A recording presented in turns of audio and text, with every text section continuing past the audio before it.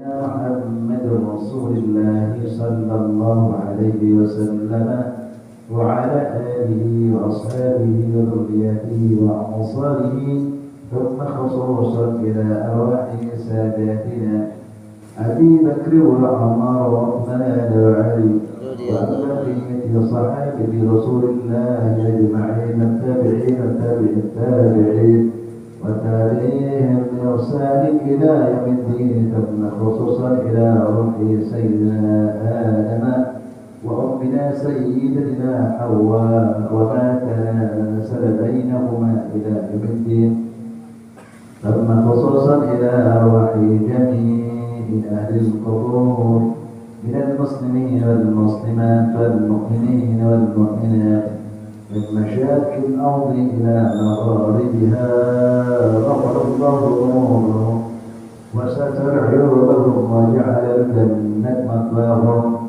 رحمهم الله ورضي عنهم. الفاتحة. أعوذ بالله من الشيطان الرجيم. بسم الله الرحمن الرحيم.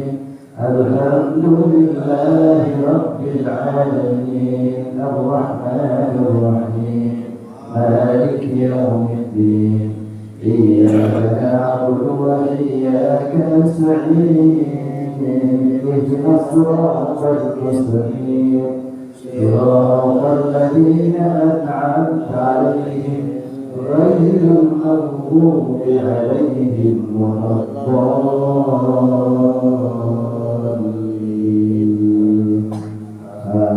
Amin. Al-Fatihah. Mari sama-sama kita baca untuk keluarga kita, bagi seorang istri untuk suaminya, bagi seorang suami untuk istrinya, anak-anak, cucu dan keluarganya. Mudah-mudahan oleh Allah Subhanahu wa Ta'ala dijaga keluarganya, menjadi keluarga yang sakinah, penuh mawaddah, warahmah. Allah Subhanahu wa Ta'ala mudahkan doa baik kepada Allah Subhanahu wa Ta'ala, dijauhkan, diselamatkan fid-dini wa dunya wal akhirah bi barakatil suratil Fatihah. أعوذ بالله من الشيطان الرجيم. بسم الله الرحمن الرحيم.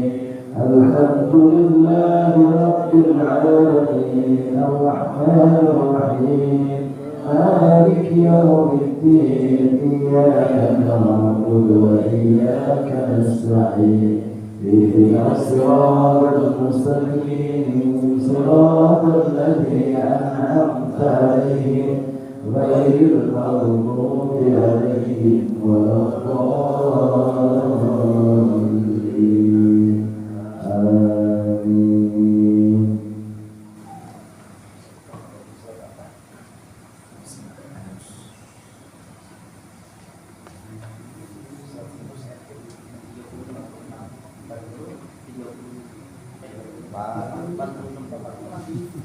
Ayat 46.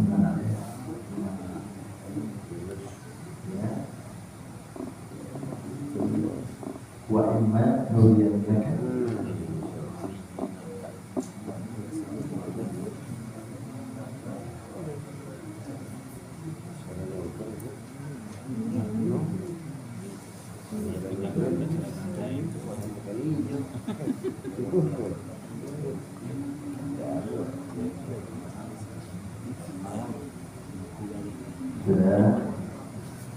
تقبل الله منا ومنكم تقبل يا كريم.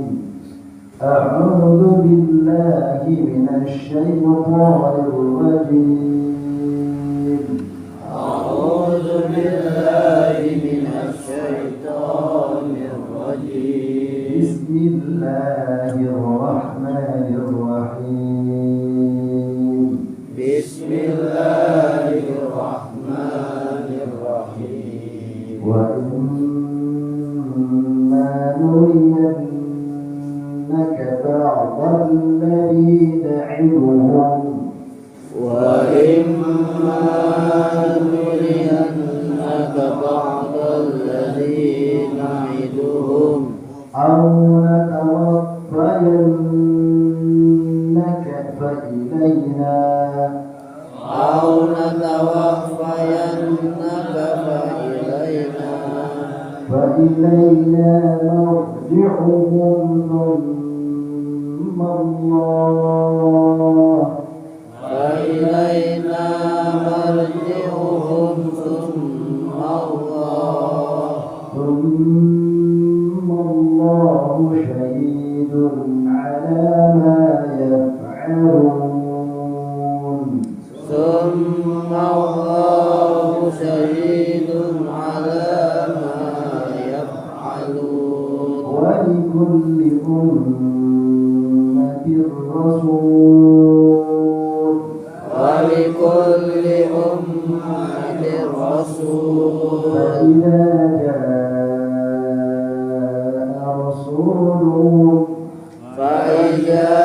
جاء رسولهم قضي بينهم بالقسط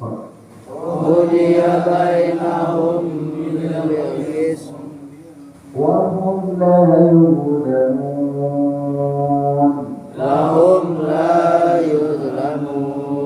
ويقولون متى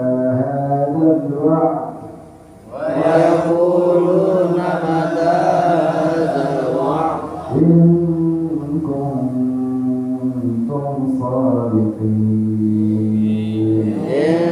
كنتم صادقين صدق الله العظيم.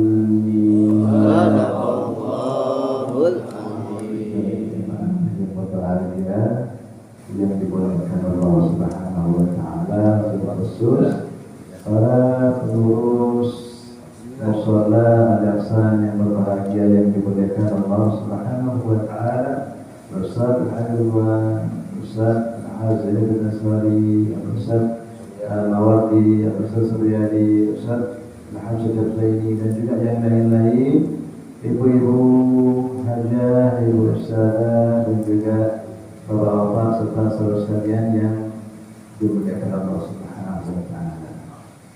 Malam hari ini di 3 ayat yang kita baca itu ada beberapa bacaan gunnah. Ada beberapa bacaan yang hukumnya gunnah. Yang di situ mengingatkan kita perlunya kita berikan hak jatah gunnahnya sebagaimana mestinya. Yang pertama pada ayat ke 46 itu ada berapa gunnahnya? 1, 2, 3, 4. Yang pertama pada wa imma. Wa imma itu dibaca gunnah karena ada mim tasdid. Sehingga tidak cukup kalau hanya dibaca wa imma nuriyannaka. Cukup kenapa? Itu masih dipanjangkan dan gunnahnya masih dapat. Wa imma nuriyannaka ba'dal ladzi 2 sudah. Aw natawaffayannaka fa'i aw natawaffayannaka ada dalam tasdid gunnah juga. Kemudian berikutnya pada summallahu thumma ada mim yang tasdid di situ juga dibaca gunnah. Dah ada 4. Pada ayat ke-48 itu pun juga ada gunnah. Di mana adanya? Iya, pada ummatin karena ada mim tasdid. Wa likulli ummatin rasul fa idza jaa rasuluhum qudiya bainahum bil qist wa hum la yuzlamun. Ummatin ada mim tasdid dibaca gunnah. Jamaah yang berbahagia yang dimuliakan Allah Subhanahu wa taala, bahwa ketiga ayat ini memberikan penjelasan kepada kita tentang adanya baginda Nabi Muhammad SAW. Itu beliau diutus oleh Allah Subhanahu wa Ta'ala, dan juga sebelum beliau sudah ada rasul-rasul yang juga diutus oleh Allah Subhanahu wa Ta'ala. Dan keadaan mereka juga sama dengan keadaan di alam dunia baginda Nabi Muhammad SAW. Apa itu samanya? Tiap rasul datang pada tiap-tiap kaum, yang di mana rasul diutus pasti ada penolakan pada awal-awalnya. Karena memang rasul itu datang untuk memberikan petunjuk dari Allah Subhanahu wa Ta'ala, merubah dari yang tidak baik agar mereka umat menjadi baik. Yang tadinya nggak tahu halal dan haram, yang nggak tahu mana yang baik dan yang buruk, al-haq dan batil, maka dengan adanya Rasul, maka disitulah kemudian disampaikan agar mereka tahu tentang perbedaan ini hak, ini batil, ini halal, ini haram, ini ma'ruf, ini munkar. Itu disampaikan. Tetapi penolakan sebagaimana juga alami oleh baginda Nabi Muhammad SAW, juga dialami oleh Rasul-Rasul sebelum beliau, di mana kalau kepada mereka disampaikan tentang gambaran adanya nanti akan ada hari akhir, akan ada hari kiamat, akan ada hari kebangkitan, manusia dibangkitkan dari kuburnya, kemudian ada balasan baik, ada balasan buruk, ada nanti siratal mustaqim, ada timbangan amal, ada juga masalah orang itu akhirnya harus imma fil jannah atau imma fil nar. Apakah orang itu nanti ada kalanya bisa masuk surga atau sebaliknya masuk neraka. Kalau disampaikan seperti itu, hal-hal yang seperti itu, muncul pernyataan mereka, wa yaquluna mata hadzal wa'du. Mana sih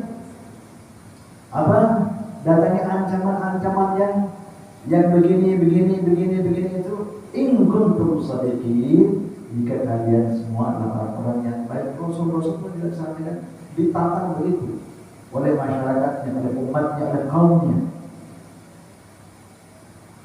Jadi kalau sudah begitu, untung-untungnya orang, untung-untungnya makhluk apabila dia oleh Allah Subhanahu wa Ta'ala diberikan keimanan ada dalam hatinya.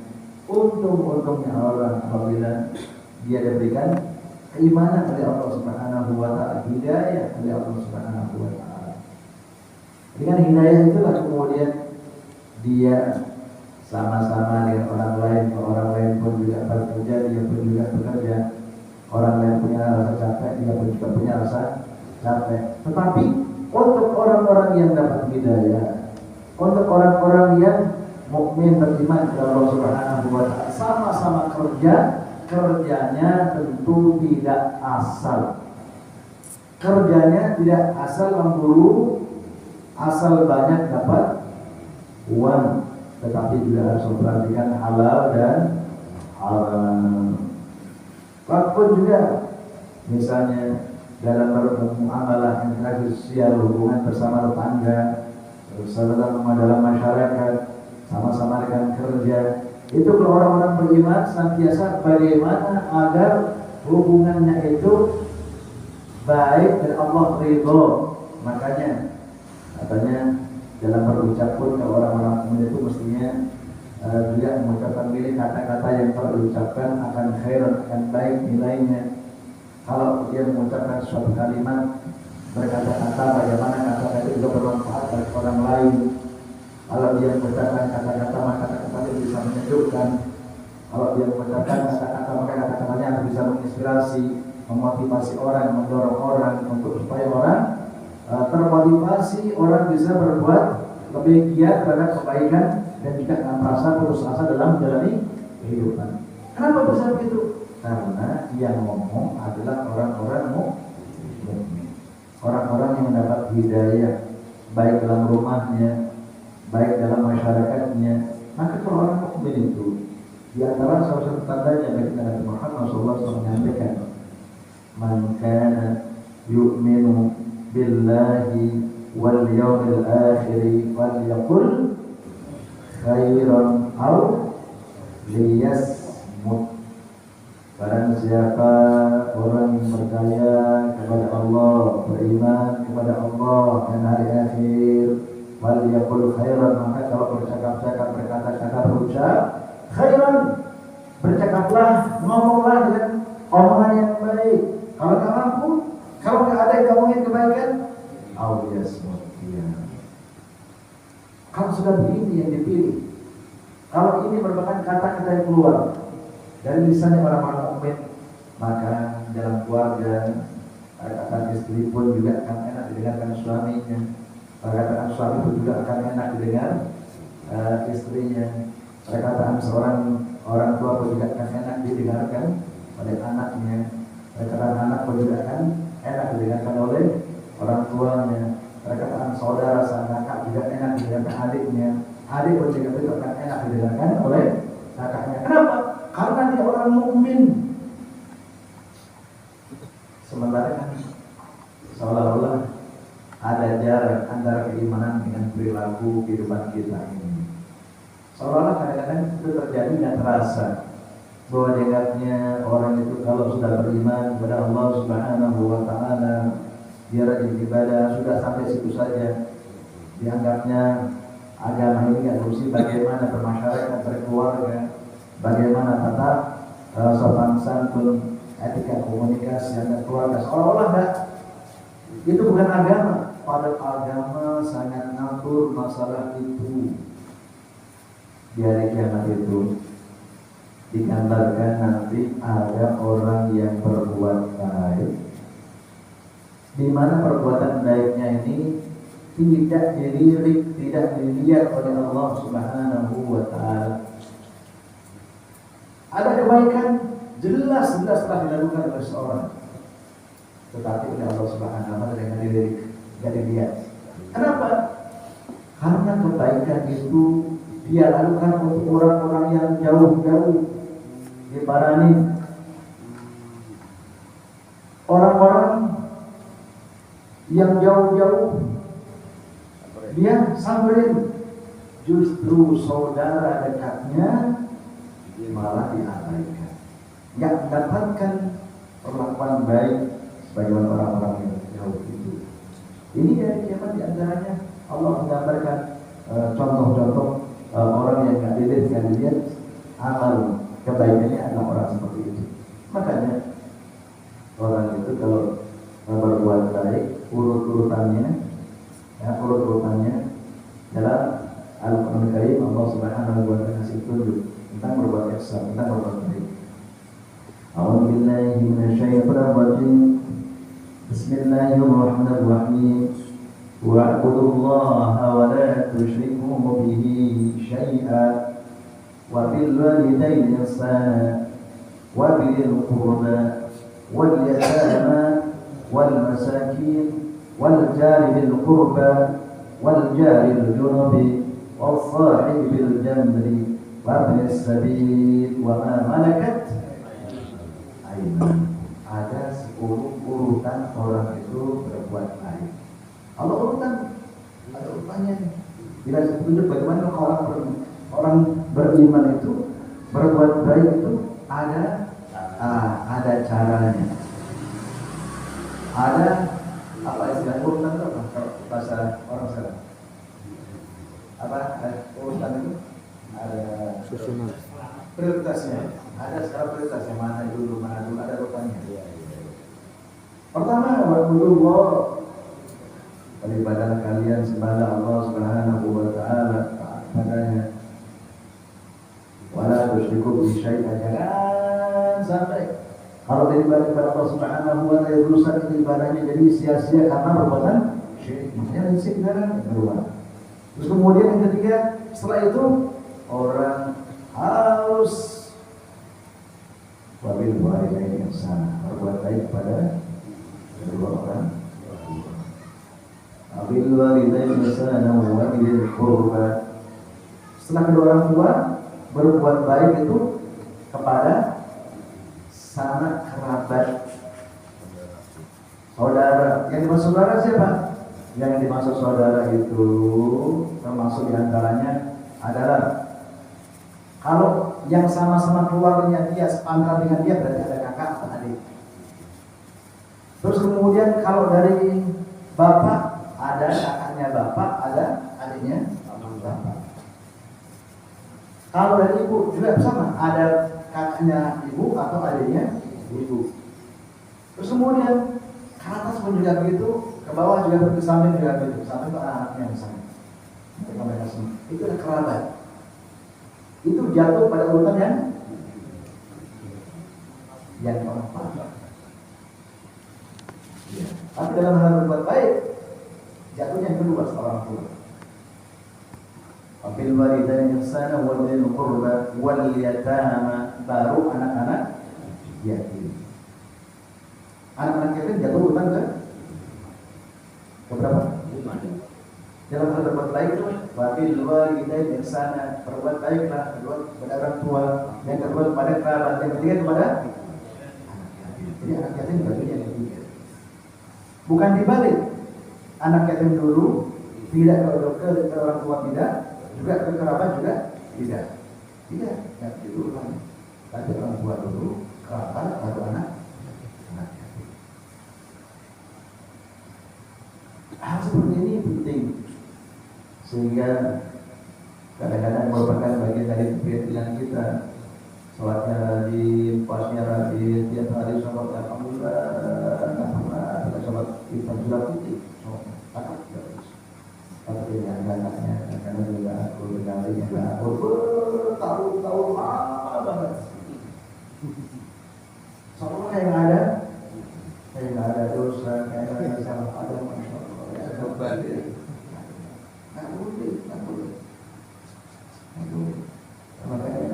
Nah, apa sih gunanya hal seperti ini? Gunanya adalah kalau kebetulan itu terjadi, maka segera diperbaiki. Kenapa harus diperbaiki?